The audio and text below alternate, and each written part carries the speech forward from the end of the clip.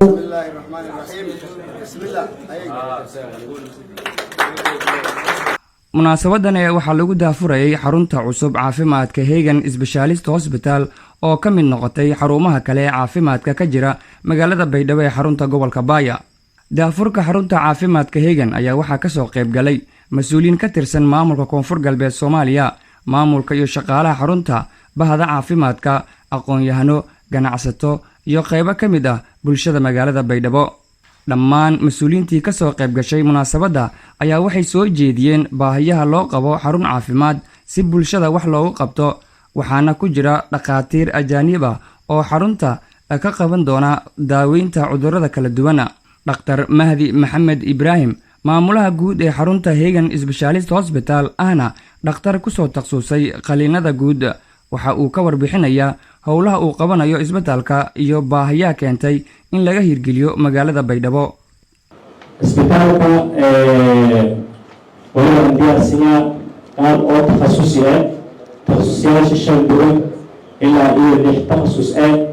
iyo kuwa kala duwan waliba kumada cudurrada guud, dhakhtarka cudurrada guud, dhakhtarka qaliinada guud iyo qaliinada leesarka, dhakhtarka caruurta, dhakhtarka haweenka, dhakhtarka afka iyo ilkaha, dhakhtarka iyo intiida oo hadda laga maqan wadada ku xirantay oo wadada ku xirantay oo Soomaaliya bilaha bilaha era antaasoo bilaha era ku qeyb kala doonta iyo dhakhtar emergency 24 saac la helo doona bilaha. maamulka degmada Baydhabo, aqoon-yahano iyo bahda caafimaadka ayaa soo dhaweeyay daafurka Hagen Specialist Hospital, ayagoona sheegay in loo baahan yahay in la shaqeeyo xarumaha caafimaad sida Hagen. Dr. Mahdi runtii qaliimada wuxuu sameeyay hadda u dambeeyay major surgery major operationska, sidoo kale qaliimada dhexe iyo qaliimada fudud intaba uu sameeyay. runtii waa dhakhtar aad loogu weyn, waxaana dareemaysaa inaan safar u soo galnay in isbitaalka uu furayo doctorka maanta goobjoogka ahaano. may hadhawaayay waa mahadnagay mas-uuliyiintii inis xilqaamen inay adeeg asaasi ah limbaahanay bulshada Koonfur Galbeed Soomaaliya imbaahanayeen, gaar ahaan dadka ka nool magaalada Baydhabo iyo intii agagaasha ah ka dhow yani adeegaas oo adeeg caafimaad asaasi iyo advanced bale sida Dr. Mahdi tusoo nin qeexay boniintii maami jirin jabta rasuulka sallallahu alayhi wasallam illa ilaahay daawadan didii geero maahine haddii geero waqtiga kooy warwaamu kor rajaab وكسر الاستعمال مريبا، لكن هذه الجلاد من ضد النبي عليه الصلاة والسلام من فري إلين استهوين مكان استهوين السنة حرمون الاستداوي أي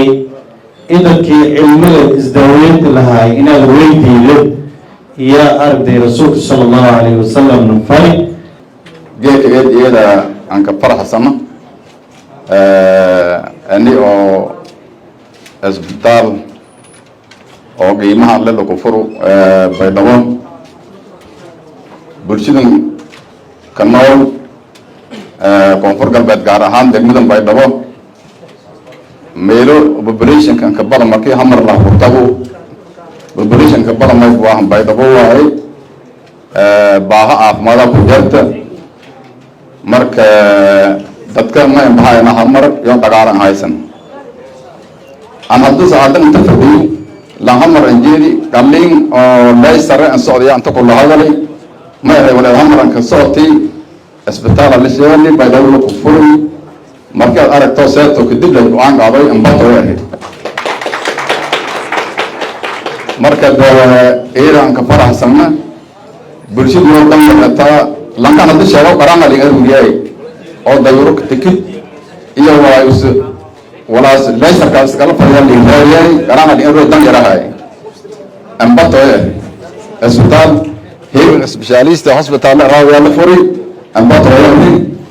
marka warshadaynta ka baahanaayo hadii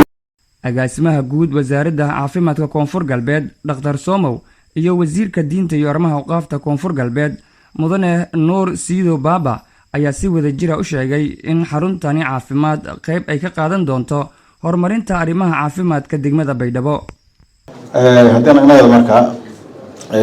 heegan specialist hospital saadi haruntis aniga habooqdi marka ma yaala qalab casri ah modern walaagii lambaxnay oo inshaad caasimada ninkaas maana ka shaqeeyay lamada marka anoo ka hadalo magaca wasaaradda caafimaadka dawladda koonfur galbeed wasaaradda ay qaadatay istaraatiijiyada quality staff quality health care service health people shaqaale tayo leh si ay u bixiyaan adeeg caafimaad tayo leh isla hal bulsho caafimaadka silindeer meel raayus goolka saddexaad ama sustainable development goals good health and well-being marka sidaas majeeray lagu maarmaanay xarumo caafimaad oo furmayaan aniga nagadan xarumo tayo leh qalabsho dhaqaatiirta iyo dhammaan adeegyada caafimaad iyo bixiyaan marka wasaaradda ma soo gaday inshaad flagship ama garab oo private hospitals ama personal health care services oo wasaaradda ka tirsan oo wada dhisan oo magaalada gaar waxaan leeyahay waa mahadsantihiin runtii waxaad qayb ka noqoteen financial problem oo magaaladan ka jiray oo dadka caafimaadka ama xanuunsan wajahayaan runtii maantay haddii qof uu xanuunsado oo magaaladan Baydhabo joogo ama ilaahay ma qadaree problem kale uu dhaco qofka xanuunsan kaliya qarash uma baahanayo waxaa jirayso in qofkii laba qof ama qof kale ay raacaan dhibaato waxaa laga kulmayaa marka qofkii dhaqaalihii lagu daaweyn lahaa waxaa qaadanayso transportation ku baxaa dadka qaar uma saameynayso inay dhulka ku baxaan kuwa hadday emergency yihiin waxay noqonaysaa in diyaarad lagu qaado maalin iyo laba maalin in laisu dabarido la diyaariyo qarashaadkii ugu badnaa oo qofka la daaweynayo bixi lahaa oo ku bixi lahaa waxay ku baxayaan transportation